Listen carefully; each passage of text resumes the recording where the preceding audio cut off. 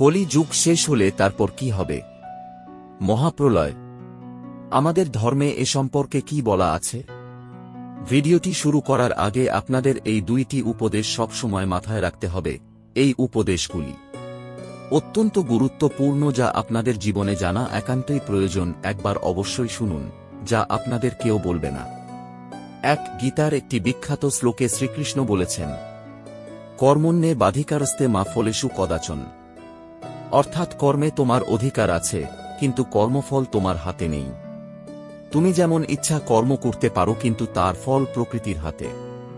প্রকৃতির নিয়ম অনুসারে কর্মের প্রতিফল তোমাকে ভোগ করতেই হবে। 2.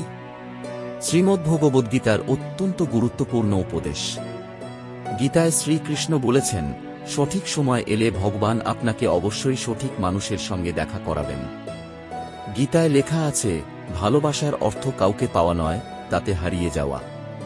কারো উপর খুব বেশি আসক্তি থাকা উচিত নয়।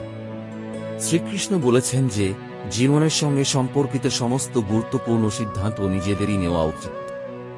চলুন তাহলে আমরা জেনে নিই, কলি যুগ শেষে কি হতে চলেছে। আপনারা সম্পূর্ণ ভিডিওটি মনোযোগ সহকারে দেখুন। কুরুক্ষেত্র যুদ্ধের পর মহারাজ পরীক্ষিতের রাজত্বকালের মধ্যে কলিযুগ শুরু হয়েছে। বর্তমানে 5000 বছর গত হয়েছে। সুতরাং কলিযুগের আরও 4,27,000 বছর বাকি রয়েছে। কলিযুগের পর সত্যযুগ আসবে। কলিযুগের শেষ সময়ে ভারতে সম্ভল গ্রাম নামক স্থানে শ্রীবিষ্ণুষা নামে এক সৎ ব্রাহ্মণের পুত্ররূপে ভগবান শ্রীবিষ্ণু কল্কি নামে আবির্ভূত হয়ে কলিকলুষিত অনাচারী জঘন্য প্রকৃতির সভ্যতাকে বিনাশ করবেন। তখন সমগ্র জগৎ ধ্বংস হয়ে যাবে। শ্রীমদ্ভাগবতে বলা হয়েছে, অথাসৌ যুগসন্ধ্যায়াং দস্যু প্রায়শু রাজসু জনিতা বিষ্ণুস্য নামনা কল্কির জগৎপতি। অর্থাৎ দ্বাবিংশ অবতারে যুগসন্ধিকালে শাসক সম্প্রদায় যখন দস্যুতে পরিণত হবে, তখন ভগবান কল্কি অবতার নামে বিষ্ণুষ নামক ব্রাহ্মণের পুত্ররূপে অবতরণ করবেন। শ্বেতর্ষপৃষ্ঠে আরূঢ় হয়ে অস্ত্র দ্বারা কলিকে সম্পূর্ণরূপে কর্তন করবেন সেই কল্কি অবতার। তারপর নতুন যুগের সত্যযুগ সূচনা হবে। তবে সবাই মৃত্যুবরণ করবে না। বলা হয়েছে, দস্যুন কোটিশো নিহনিষ্যতি, অসংখ্য কোটি দস্যু নিহত হবে। তারা নিহত হলে অবশিষ্ট নাগরিকেরা ভগবান কল্কির দিব্য অঙ্গ থেকে বাতাসে প্রবাহিত সুগন্ধ অনুভব করবে। ততক্ষণাৎ তারা দিব্য পবিত্র হয়ে উঠবে। তারাই পৃথিবীতে বিপুলভাবে প্রজা সৃষ্টি করবে।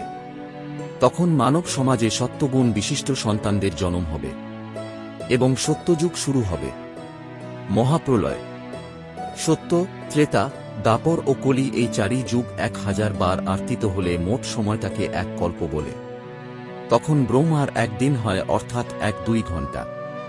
তেমনি ব্রহ্মার এক রাত্রির পরিধিও এরই সমান। এই রকম দিন ও রাত্রি সমন্বিত বর্ষ অনুসারে ব্রহ্মা 100 বছর বেঁচে থেকে তারপর দেহত্যাগ করবেন। ব্রহ্মার মৃত্যু মানে কল্পের অবসান, অর্থাৎ মহাপ্রলয়। এই বিষয়ে ভগবদ্গীতায় বলা হয়েছে, সর্বভূতানি কৌন্তে প্রকৃতিং জানতি মামিকাং কল্পক্ষয়ে পুস্তানি কল্পাদৌ বিসৃজাম্যহং। অর্থাৎ, হে কৌন্তে, কল্পান্তে সমস্ত জড় সৃষ্টি আমারই প্রকৃতিতে প্রবেশ করে এবং পুনরায় কল্পারম্ভে প্রকৃতির দ্বারা আমি তাদের সৃষ্টি করি।